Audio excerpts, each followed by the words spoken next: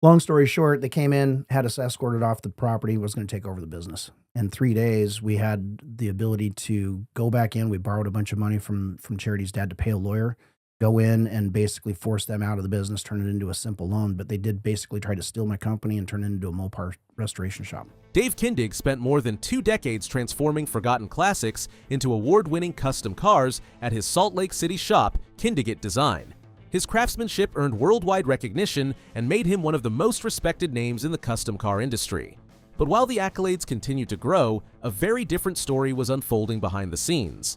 Allegations of fraud involving a group of health professionals, a legal battle over intellectual property, and an early business dispute that nearly cost him everything threatened the reputation he had spent years building. Now, Dave Kindig is shedding light on the events that sparked those lawsuits. Join us as we uncover what he has revealed about the legal battles that tested Kindig-It Design. We thought that that was the way that a business succeeds, is you have an investor and then all of a sudden you have some money in the bank account. And realistically, what they had done is they tried to say that we had embezzled $44,000. There was never in $44,000 even in the bank account. You know, we had bills, we were buying equipment, that kind of stuff. That's what we used the money with them for, was to grow the business. And what their intention was basically just to grow it, but in a sense, steal it. Dave Kindig has always preferred to stay out of public controversy. Over the years, his name has become synonymous with award-winning custom builds, not courtroom battles. That is exactly why so many people were caught off guard when news broke in 2022 that he was being sued, and not by a single unhappy customer, but by a group of more than 30 professionals.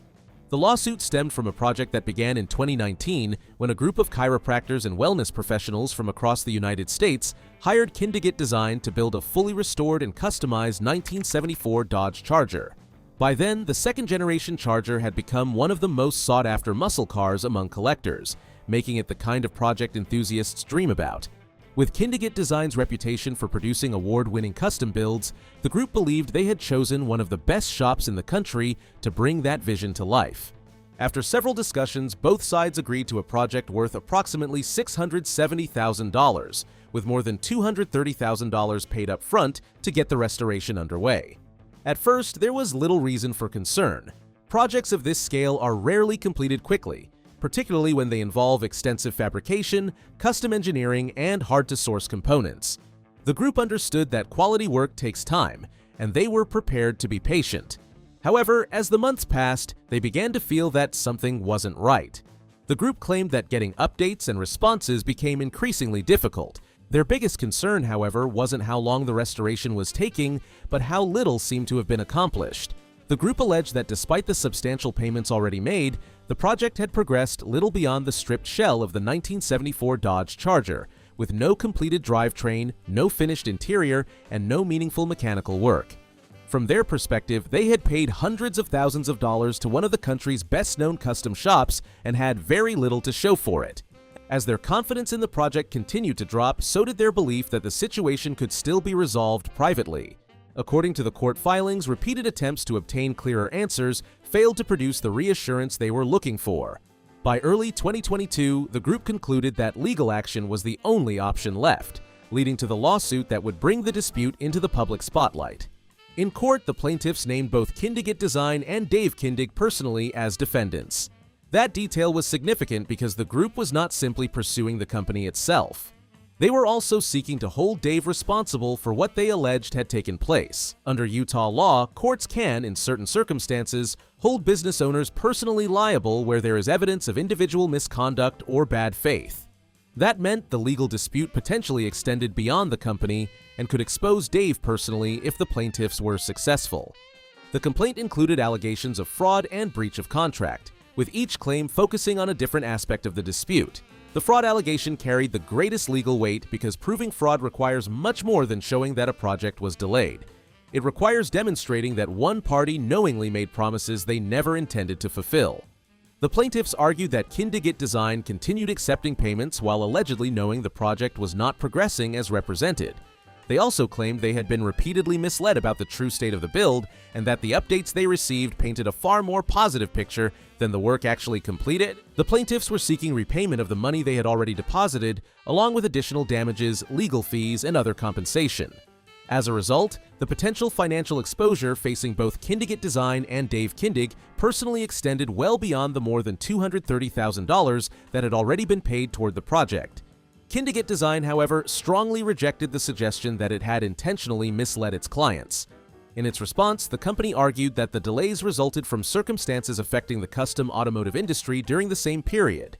The shop pointed to supply chain disruptions, shipping delays, shortages of specialized parts, and the broader impact of the 2019 disease outbreak as the reasons the project had progressed far more slowly than expected. According to the company's position, those challenges affected virtually every stage of the restoration process. Kindig-It Design also maintained that much of the money paid by the group had already been spent on bodywork, fabrication, third-party suppliers, and locating specialized parts rather than simply sitting unused in the company's account.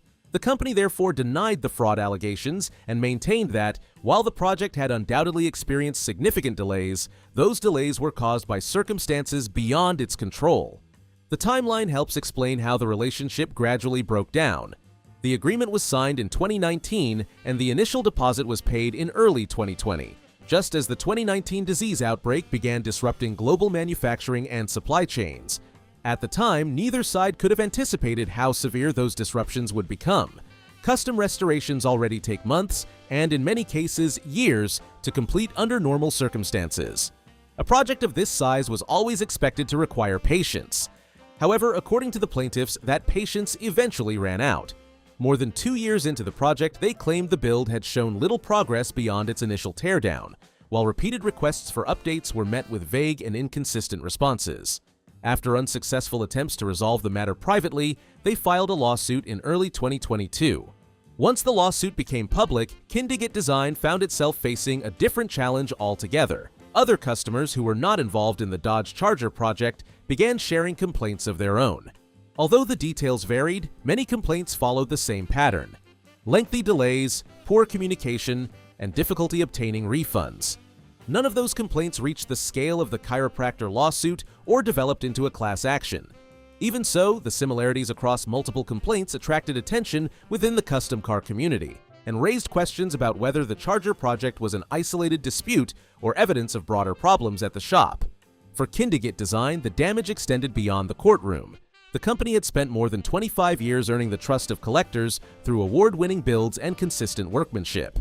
In an industry where reputation is everything, the lawsuit placed one of its greatest strengths under a level of public scrutiny it had never experienced before. Before moving forward with a full trial, both sides had attempted to resolve the dispute through mediation. Those efforts, however, failed to produce an agreement, and the case proceeded into the discovery phase, where both parties began exchanging documents, gathering evidence, and conducting depositions. For those unfamiliar with the legal process, discovery is the stage where both sides gather and exchange evidence before a case goes to trial. In complex lawsuits involving multiple plaintiffs and allegations such as fraud, it is often the longest part of the case. Lawyers review documents, interview witnesses, and take sworn testimony in an effort to build their arguments. Depending on the complexity of the dispute, this process can take months or even years to complete. As of December 2025, the case remained in discovery, with a trial in 2026 considered possible if a settlement was not reached beforehand. While most civil lawsuits are ultimately resolved through negotiated settlements rather than courtroom verdicts, the significant differences between the parties' positions have made it difficult to predict how or when this dispute will come to an end. While the chiropractor lawsuit continues to make its way through the courts, it wasn't Dave Kindig's first experience with legal action. Years before that case was filed, he found himself on the opposite side of the courtroom. This time, instead of defending his business against serious allegations, Dave was the one bringing the lawsuit.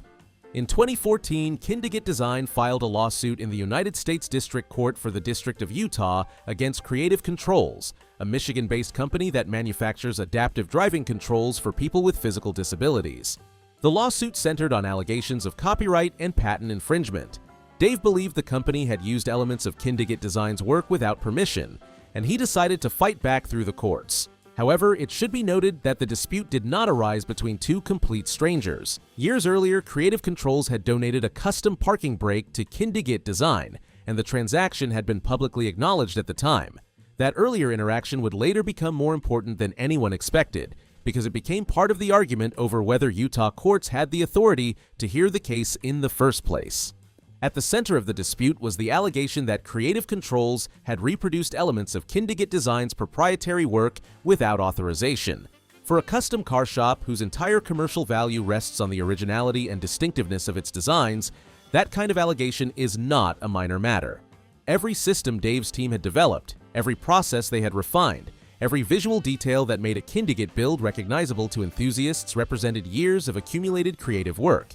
They were not just aesthetic choices, they were the foundation on which the shop's reputation and client relationships had been built over more than a decade. From Dave's perspective, allowing another company to benefit from that work without permission threatened one of the shop's most valuable assets. Custom shops do not compete solely on price or production capacity. They compete on reputation, originality, and the trust that comes from producing something clients cannot find anywhere else. If those distinguishing features could simply be copied, it would weaken one of the shop's greatest competitive advantages. The lawsuit also alleged that Creative Controls had used photographs taken directly from Kindig-It Design's Utah-based website without permission. Unlike the broader copyright and patent claims, that allegation introduced a separate issue that was easier for the court to evaluate. It also became an important factor in deciding where the case should ultimately be heard. Rather than focusing immediately on the infringement claims, Creative Controls challenged the lawsuit on a different front. The company argued that the Utah court did not have personal jurisdiction over a Michigan business. According to Creative Controls, it had no physical office in Utah, employed no staff there, and did not conduct the kind of continuous business activity that would justify defending a lawsuit in the state. On that basis, the company asked the court to either dismiss the case or transfer it to Michigan, where it believed the dispute properly belonged. Kindig-It Design argued otherwise. The company stated that Creative Controls did business with customers across the country through its website, including customers in Utah, and that this created a sufficient connection with the state. Dave's legal team also pointed to the earlier parking brake donation as evidence that the two companies had an established relationship involving Utah. In addition, they identified a documented sale made through Creative Controls' website to a Utah customer, arguing that it demonstrated the company was conducting business within the state. As the case progressed, another fact emerged that complicated the argument even further. Court records later revealed that the Utah customer who purchased the product was actually related to one of Kindig-It Design's employees, and that the purchase had been made while the jurisdiction dispute was already developing. Creative Controls argued that this showed the Utah connection had been deliberately created to strengthen Kindig-It Design's legal position rather than reflecting the company's normal business activities. That left the court with a difficult question. A single sale by itself would rarely establish enough of a connection for a company to be sued in another state. At the same time, Kindig-It Design argued that the alleged use of photographs taken from its Utah-based website created another meaningful link between Creative Controls and Utah. Instead of focusing solely on copyright and patent infringement, much of the early litigation became centered on deciding whether the case belonged in Utah at all. By the time the court ruled on the jurisdiction dispute in January 2016, it had become clear that neither side would get everything it wanted. After reviewing the arguments, the Utah District Court reached a mixed decision. The judge ruled that there was enough evidence for certain non-patent claims to move forward in Utah. However, he also ruled that the connection between Creative Controls and the state was not strong enough to support the patent claims under the same jurisdiction. In other words, Kindig-It Design won part of the argument, but not all of it. The court also examined each of the connections Kindig-It Design had relied on to keep the case in Utah. While Creative Controls operated a website that customers in Utah could access, the judge concluded that simply having an online store available nationwide did not mean the company had specifically targeted Utah as a market. The earlier parking brake donation was also considered too remote in time to establish an ongoing business relationship with the state. The sale to the Utah customer received similar treatment. Although the transaction had taken place, the court found that a single sale, particularly under the circumstances presented during the proceedings, was not enough on its own to establish personal jurisdiction over the company. It was one factor among several, but it could not carry the entire argument. One allegation, however, carried more weight than the others. Kindig-It Design claimed that Creative Controls had copied photographs directly from its Utah-based website without permission. The court found that the allegation created a stronger connection to Utah than the other evidence presented. The ruling left both companies with a partial victory. Kindig-It Design succeeded in keeping part of the lawsuit alive, while Creative Controls succeeded in narrowing the scope of the case. Neither side walked away with the clear win it had been hoping for, and the legal battle continued. Throughout 2016 and into 2017, both sides continued exchanging filings as the dispute moved through the federal court system. During that period, Kindig-It Design filed a motion to compel additional discovery, seeking information it believed was necessary to support its remaining claims. In April 2017, however, the court denied the request. The judge ruled that the motion had been filed after the discovery deadline had passed and added that, even if it had been submitted on time, the additional material being requested was not proportionate to the needs of the case. A few months later, in June 2017, the court referred the matter to a magistrate judge for settlement discussions. This is a common step in federal civil litigation, particularly when a judge believes the parties may be able to resolve their differences without the time and expense of a full trial. Both companies participated in those discussions, but no agreement was reached. Then, in July 2017, the case came to an unexpected end. Both sides filed a joint stipulation of dismissal with prejudice, permanently closing the lawsuit.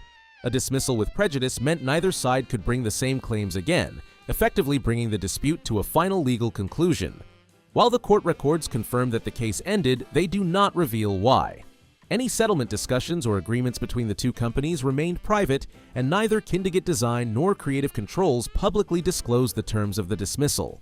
With no further filings after October 2017, the case quietly disappeared from the public spotlight. Unlike the chiropractor lawsuit, which continues to attract attention years later, the dispute between Kindig-It Design and Creative Controls ended without a public trial or definitive courtroom victory for either side. Instead, it became another chapter in Dave Kindig's career, one that showed he was willing to go to court when he believed his company's work and reputation needed to be protected.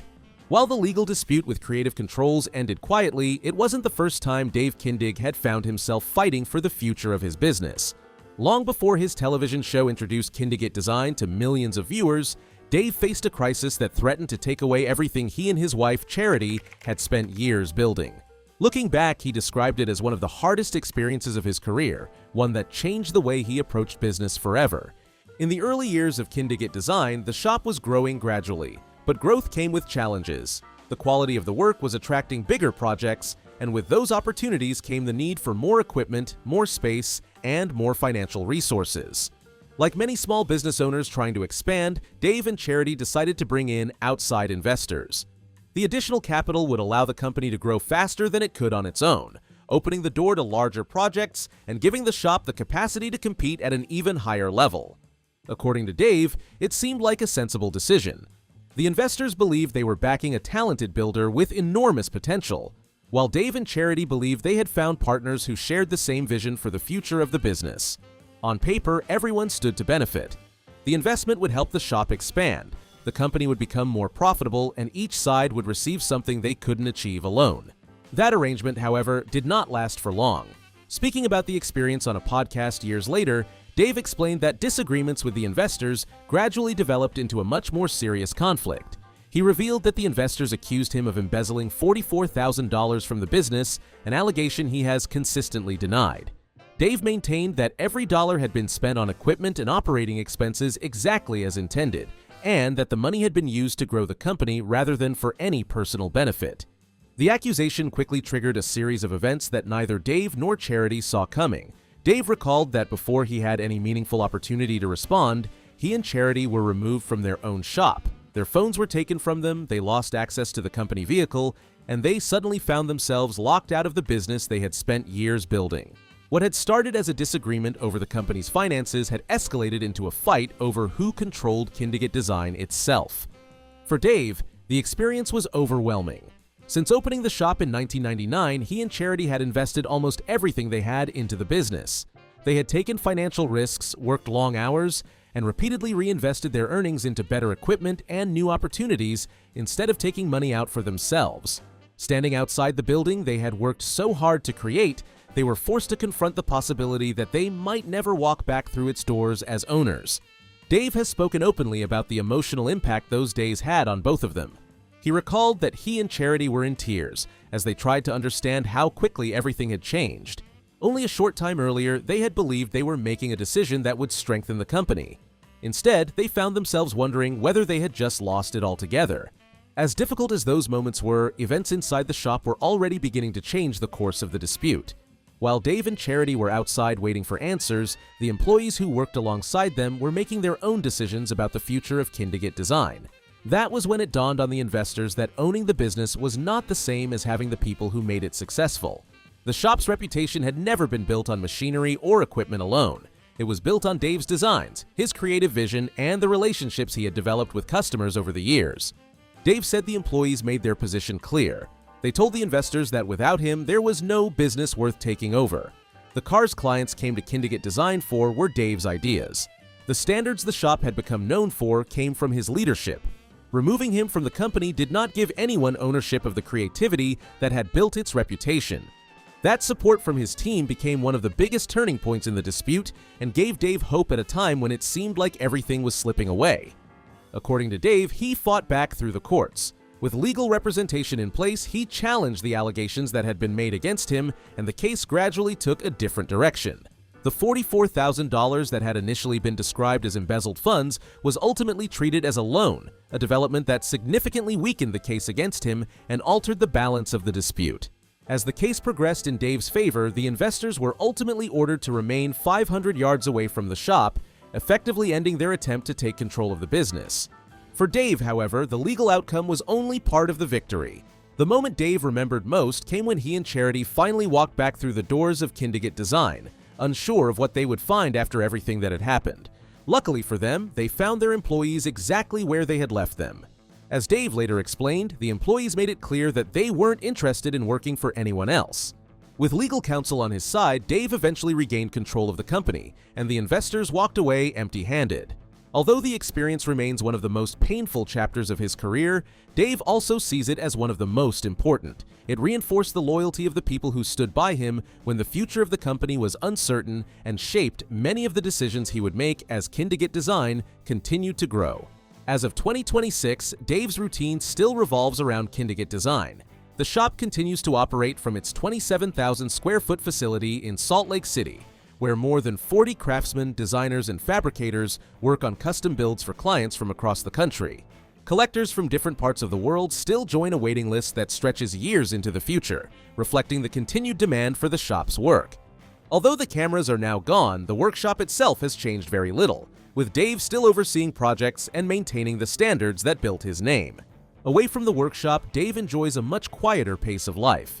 He and Charity are both keen golfers and regularly spend time together on the course.